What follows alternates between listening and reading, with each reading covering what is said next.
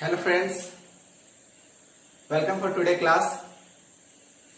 जैसा कि हम लोग क्लास 10 मैथमेटिक्स का चैप्टर नंबर 2 स्टार्ट कर चुके हैं और हमने प्रीवियस लेक्चर में पॉलिनोमियल के बेसिक कॉन्सेप्ट जिसमें से real number, variables, constant, degree of terms and terms के बारे में हमने जाना।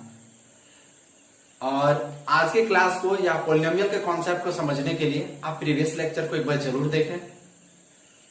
तो आइए हम आज देखते हैं पॉलिनोमियल का डेफिनेशन को सबसे पहले समझते हैं कि what is the polynomial, what is the polynomial. Okay, so basically अगर हम एक शब्द में, एक लाइन में कहें तो polynomial is a combination of terms. Polynomial is a combination of terms connected with plus sign. Polynomial is combination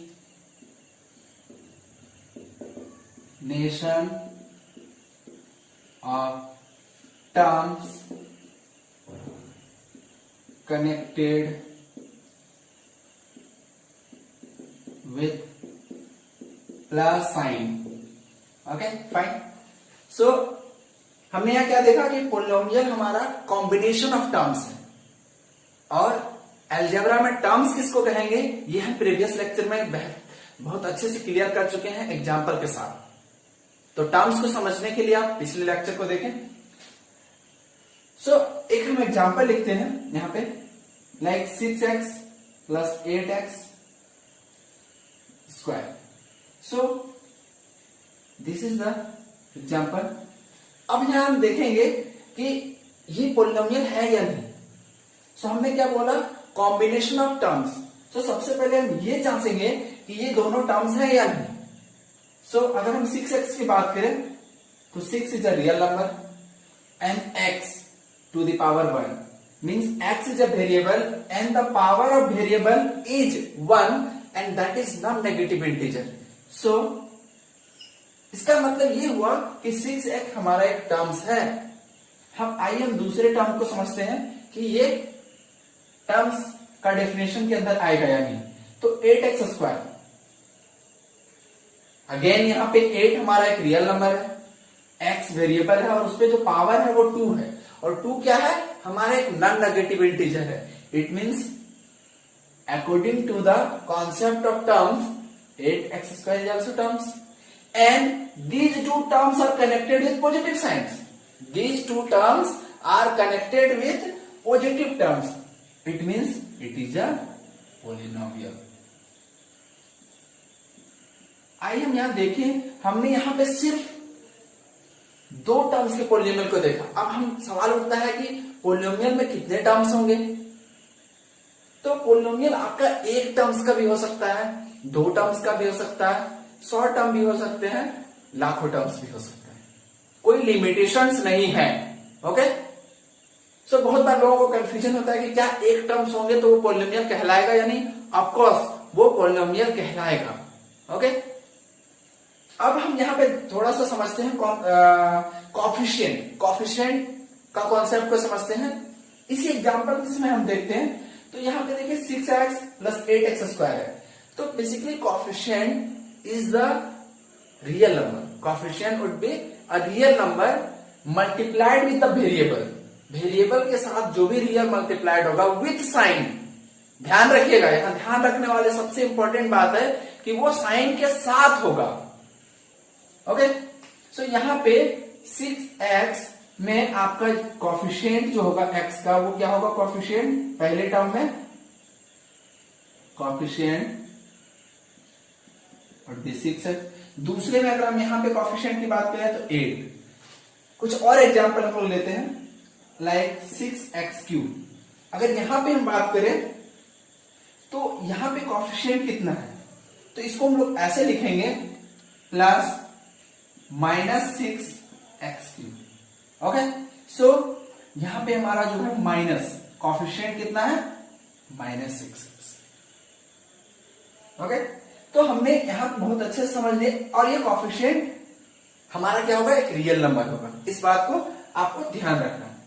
अब हम यहां पे समझते हैं पोलिनोमियल के जनरल इक्वेशंस को समझते हैं कि अगर एक से ज्यादा टर्म्स और अलग अलग पावर्स, अलग अलग वेरिएबल के भी हो सकते हैं पोलिनोमियल, लेकिन अगर एक वेरिएबल का अगर पोलिनोमियल अलग अलग डिग्री का हो तो उसका जनरल इक्वेशन क्या लिखेंगे हम?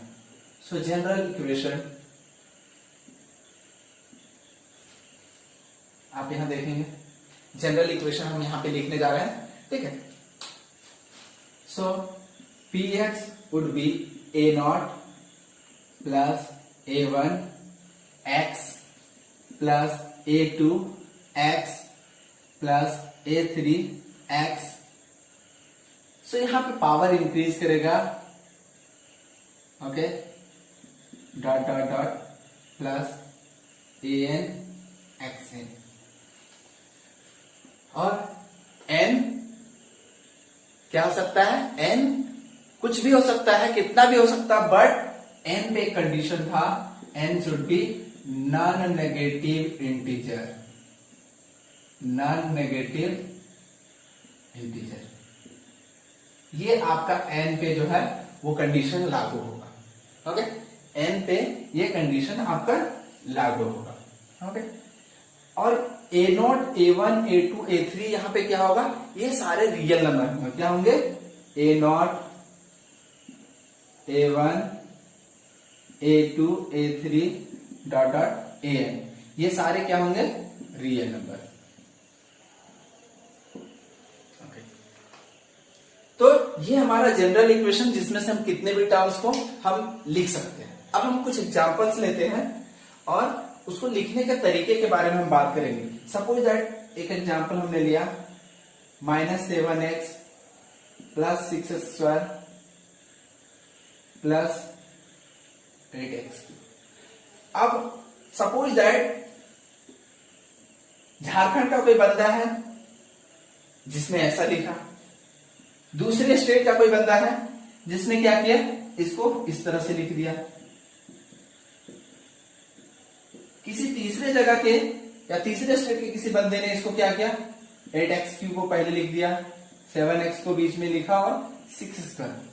सवाल उठता है कि ये भी सही है, ये भी सही है, ये भी सही है, तीनों कोई गलत नहीं है, तीनों एक ही एग्जाम्पल है पोलिनोमियल्स के, बट प्रॉब्लम क्या है कि ऑर्डर, अलग अलग ऑर्डर में इसको लिखा गया, जिससे हमारे बीच कंफ्यूजन क्रिएट हो सकता है।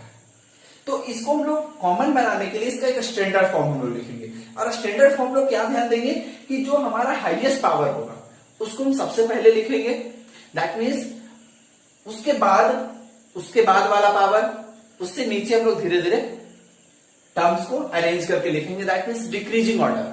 हम लोग डिक्रीजिंग ऑर्डर ऑफ जो डिग्री होगा, डिग्री ऑफ जो पोलिनोमियल होगा, उसके डिक्रीजिंग ऑर्डर में हम लोग उसको लिखेंगे, and that will be called the standard form. So अगर इसको हम अरेंज करके लिखें, इसी एग्जांपल्स को हम यहां पे मिटा कर लिख रहे हैं कि इसका स्टैंडर्ड फॉर्म क्या होगा। तो इसका स्टैंडर्ड फॉर्म सबसे पहले 8x³ क्योंकि सबसे ज्यादा पावर इसी की है, फिर 7x² and plus 6x। So this would be the standard way to represent. यही आप बुक में देखोगे, अगर तीन टर्म्स के पोलिनोमियल को, ax² plus bx plus c। सो ये तीन टर्म का स्टैंडर्ड है, and a, b and c, these are the real number, okay? So also it can be the standard form। कितने टर्म्स का? 3 टर्म्स का ये स्टैंडर्ड फॉर्म हो सकता है, ओके?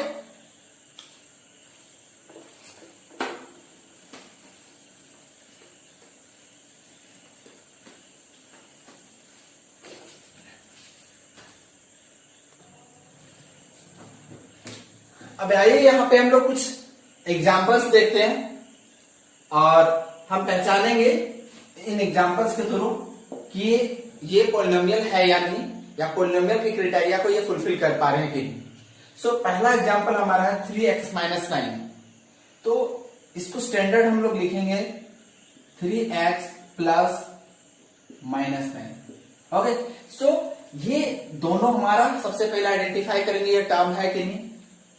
तो 3x भी एक टर्म है और 9 भी एक रियल नंबर है, सो ये भी टर्म है और दोनों हमारा प्लस साइन से कनेक्टेड है, so it would be a polynomial. कहीं कोई दिक्कत नहीं। सवाल उठता है 4 एक पोलिनोमियल है कि नहीं। ऑफ कोर्स 4 भी एक पोलिनोमियल है, क्योंकि हम इसको इस तरीके से भी लिख सकते हैं, क्योंकि इसमें बहुत सारे पावर के टर्म्स भी हो सकते हैं जो हमको शायद नहीं पता है, जैसे 0 इंटू एक्स स्क्वायर, या फिर इससे पहले भी हो सकता है 0 into x cube plus 0 into x square plus 0 into x plus 4। सो ये सारे टर्म्स भी हो सकते हैं इसके अंदर, लेकिन यहां पे जो हमें दिख रहा है वो क्या दिख रहा है 4, जो कि एक कांस्टेंट टर्म है।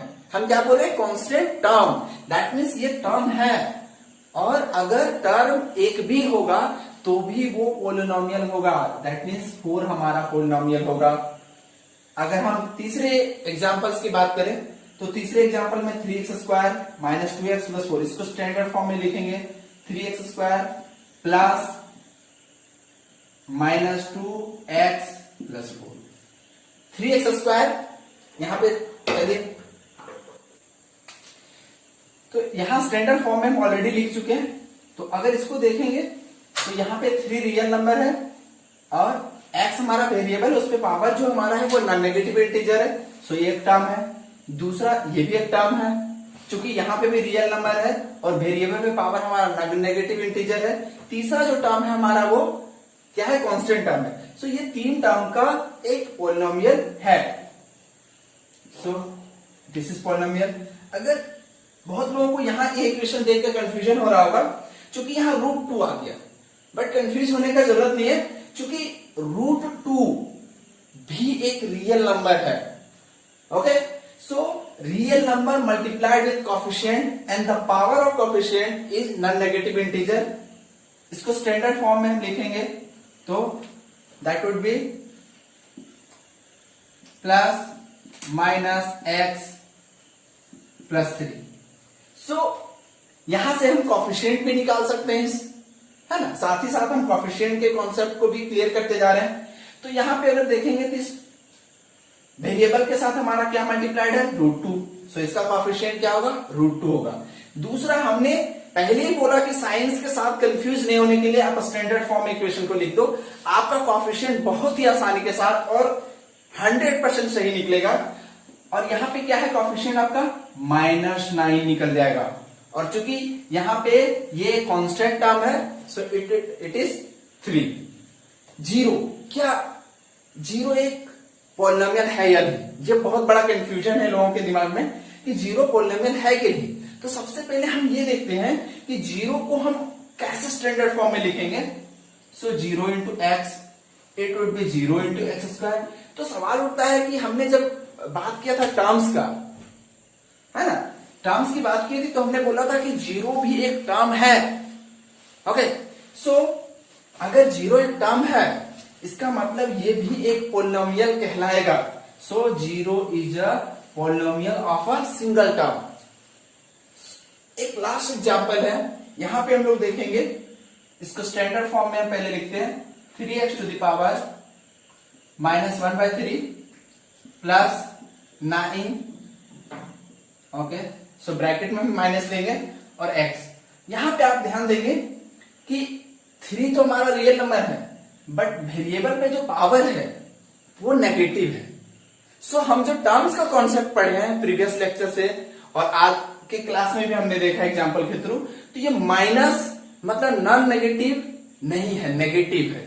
सो ये सबसे पहले तो यही प्रॉब्लम होगी। दूसरा, ये इंटीजर भी नहीं है, सो ये टर्म्स नहीं कहलाएगा, और अगर ये टर्म्स ही नहीं है तो पोलिनोमियल का कोई चांस ही नहीं है। सो इट वुड बी, ये पोलिनोमियल नहीं कहलाएगा। ओके, सो बखूबी से आपने इन एग्जांपल्स के थ्रू और आपने समझ लिया होगा कि हम किसको पोलिनोमियल कहेंगे और किसे पोलिनोमियल नहीं कहेंगे। Thank you for watching this video. अगर आपको कोई डाउट हो तो आप जरूर कमेंट करें।